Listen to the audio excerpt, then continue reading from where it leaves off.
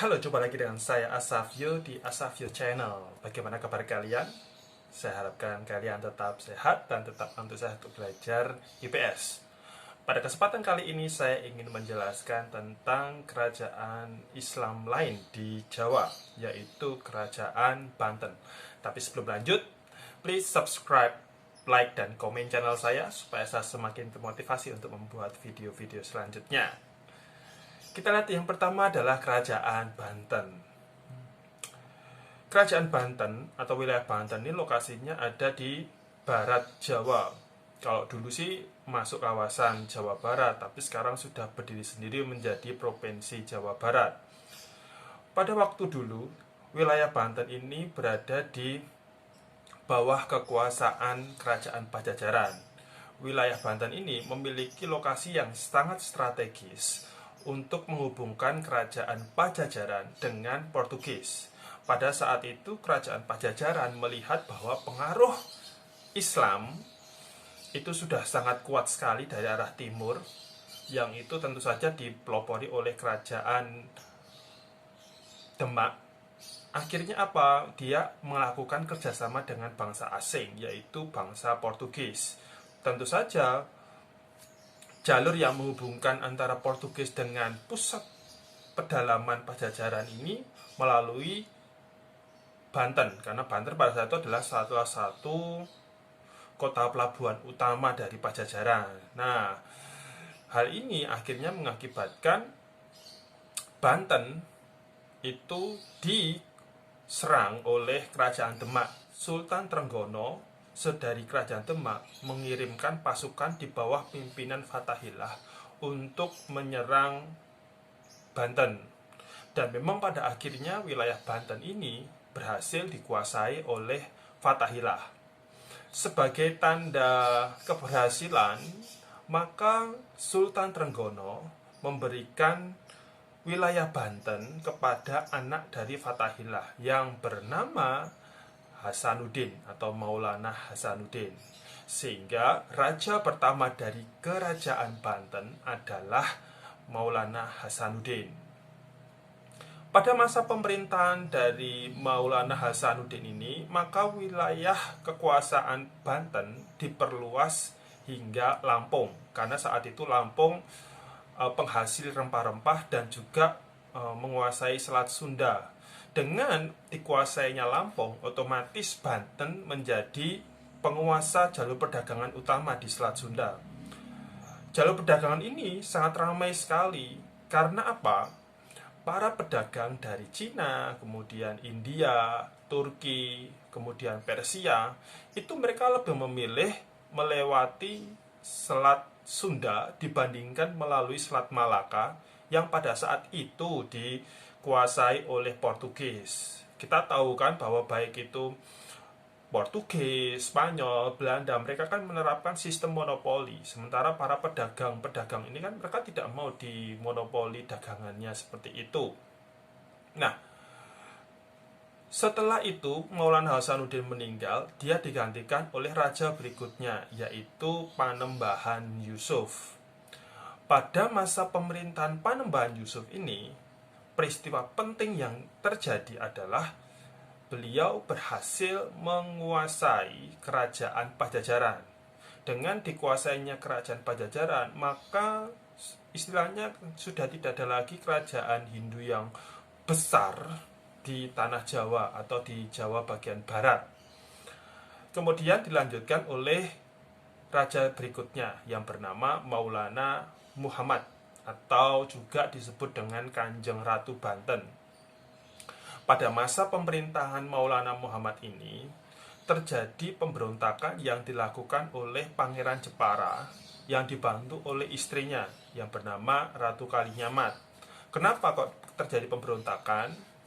Jadi Pangeran Jepara ini adalah anak dari Maulana Hasanuddin, atau dia itu paman dari Maulana Muhammad. Tetapi nah, kan pada waktu itu Maulana Muhammad itu dia diangkat jadi raja pada usia yang masih kecil ya, 9 tahun. Jadi mungkin dalam pemikirannya Pangeran Jepara ini itu adalah kesempatan besar bagi dia untuk menguasai wilayah Banten. Cuma wilayah ini akhirnya,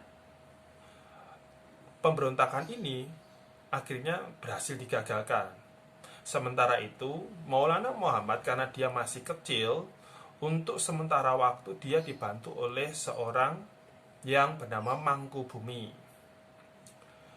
Nah, pada masa pemerintahan dari Maulana Muhammad ini, pada saat dia sudah dewasa, maka dia berusaha untuk memperluas wilayah sampai ke Palembang. Tetapi pada saat proses perluasan wilayah itu, dia tewas tertembak. Meninggalnya Maulana Muhammad mengakibatkan raja berikutnya itu diangkat walaupun dia usianya masih 5 bulan, yang bernama Abdul Mufakir. Jadi Abdul Mufakir ini dia pada saat diangkat jadi raja usianya 5 bulan, dan karena dia itu masih kecil, ya dia untuk sementara waktu juga kayak dibantu oleh seorang wali yang namanya Jaya Negara.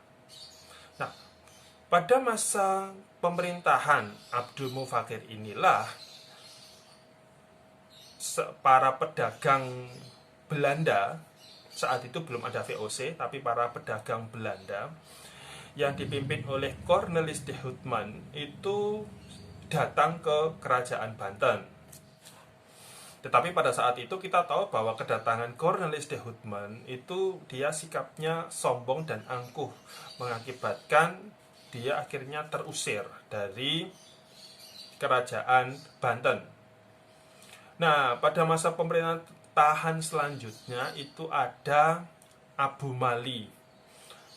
Nah, Abu Mali Ahmad Rahmatullah ini tidak ada suatu peristiwa penting sih setelah saya googling. Baru kemudian setelah digantikan oleh anaknya yang bernama Sultan Ageng Tirtayasa, baru terjadi banyak peristiwa penting.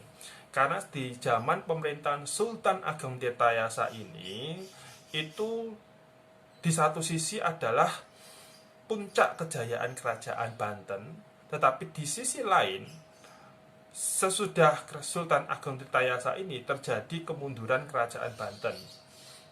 Nah, puncak kejayaannya saat itu kerajaan Banten benar-benar berkembang menjadi suatu kerajaan besar. Jalur perdagangannya itu sangat ramai sekali dan dianggap sebagai pesaing dari VOC. Karena pada saat pemerintahan Sultan Ageng, VOC sudah berdiri.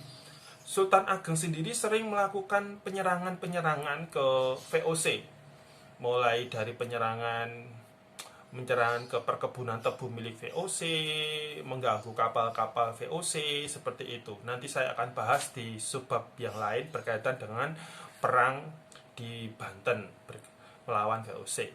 Nah, sementara itu Sultan Ageng ini dia mengangkat seorang putra mahkota yang bernama Abdul Kahar. Nah, di tahun 71. Di tahun 74, di tahun 1674,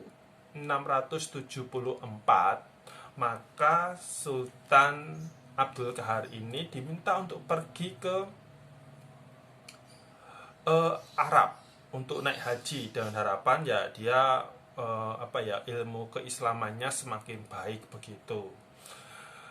Untuk sementara akhirnya pasti proses pemerintahan dipegang oleh Sultan Ageng Tirtayasa dan juga Pangeran Purbaya. Begitu dia balik dari tanah Arab, dia kaget melihat bahwa Pangeran Purbaya ini menurutnya memiliki kekuatan yang terlampau besar.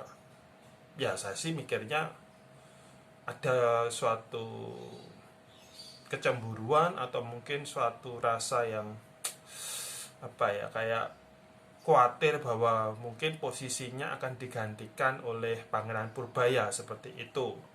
Sehingga akhirnya ini menjadi celah bagi VOC untuk campur tangan di dalam konflik internal antara Sultan Ageng Tirtayasa dengan Sultan Haji.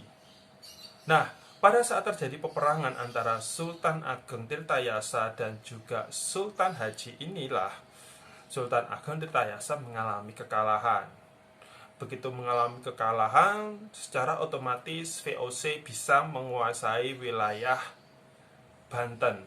Dan pada saat itulah terjadi kemunduran kerajaan Banten, karena berbagai kebijakan-kebijakan yang dibuat oleh raja sesudahnya itu ada intervensi dari VOC.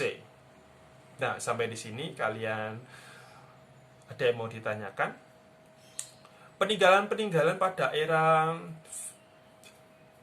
Banten ini misalnya ada benteng Suroswan, itu benteng yang didirikan oleh Fatahillah pada saat dia itu awal-awal menyerang menguasai Banten.